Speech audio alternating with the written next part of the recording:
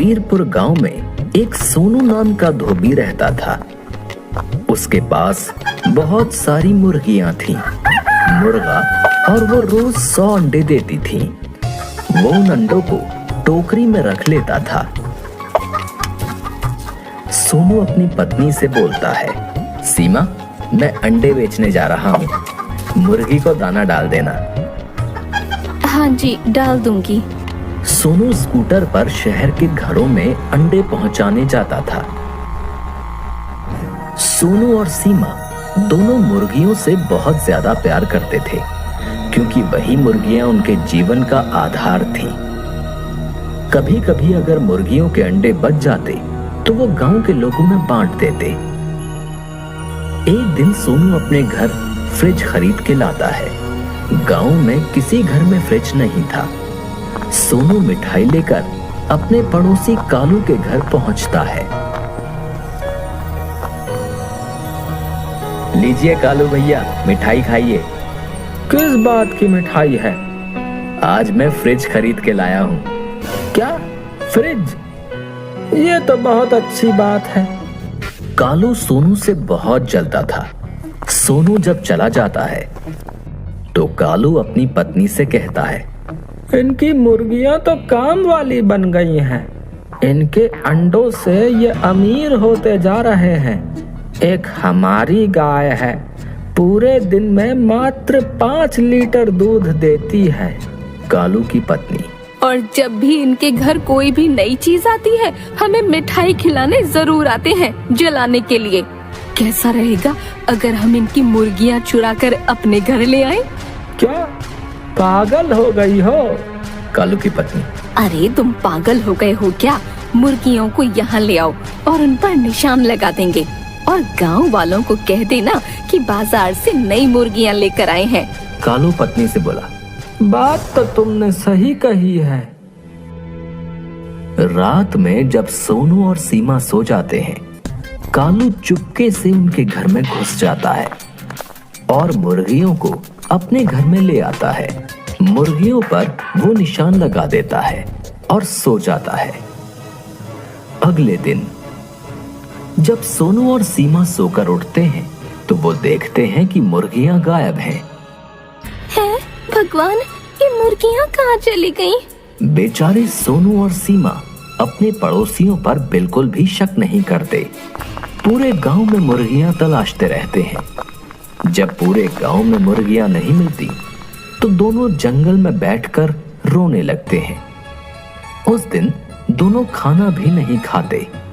सीमा, पता नहीं हमारी मुर्गियां कौन ले गया। तभी सोनू देखता है जंगल में कुछ मुर्गियां घूम रही हैं। सोनू और सीमा दोनों उनके पास जाते हैं। सीमा सोनू से बोलती है, यह तो हमारी मुर्गियां नहीं है। हाँ, ये तो हमारी मुर्गियां नहीं है, लेकिन लगता है भगवान ने इन्हें हमारे लिए भेजा है, वरना ऐसे घने जंगल में किसी को मुर्गियां कैसे मिल जाएंगी। सोनू और सीमा उन मुर्गियों को अपने घर ले आते हैं। अगले दिन सीमा मुर्गियों के अंडे उठाने लगती है। तभी उसे एक सोने का अंडा दिखता है। अरे सुनते हो, देखो मुझे क्या मिला है। क्या? सोने का अंडा? ये मुर्गी ने कैसे दिया? अगले दिन जब मुर्गियां अंडे देती हैं तो उसमें एक और सोने का अंडा दिखता है। लगता है ये मुर्गी रोज एक सोने का अंडा देती है। सोनू और सीमा को रोज एक सोने का अंडा मिलने के कारण वो लोग जल्दी ही अमीर हो गए। वो जल्दी एक बड़ा घर बनवा लेते हैं और गाड़ी भी खरीद लेते हैं। उधर कालू जब भी मुर्गियों के अंडे उठाता तो मुर्गियां कालू को चोंच मारती। कालू और उसकी पत्नी मुर्गियों को मारते थे और जबरदस्ती अंडे उठाते। इन मुर्गियों ने तो नाक में दम कर दिया है। वहाँ इतने प्यार से अंडे उठाने देती थी और यहाँ ये मुर्गियों ने इतना नाटक करते हैं। कालू की पत्नी, सोनू का तो इतना बड़ा घर बन गया और उन लोगों ने गाड़ी भी खरीद ली।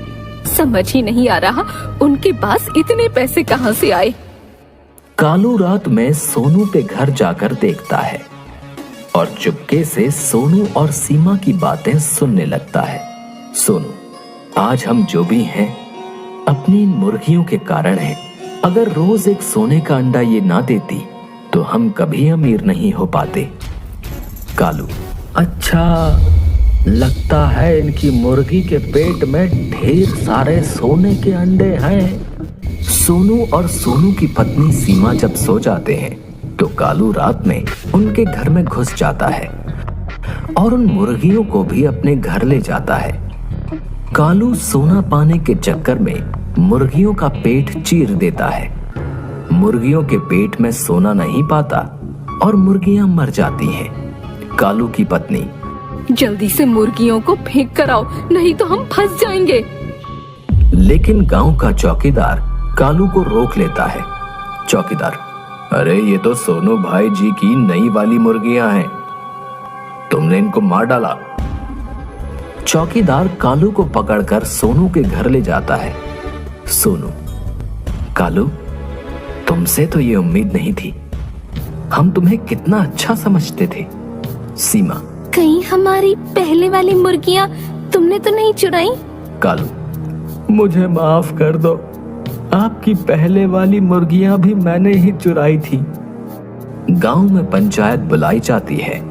पंचायत में कालू और उसकी पत्नी को गांव से बाहर निकालने का फैसला सुनाया जाता है।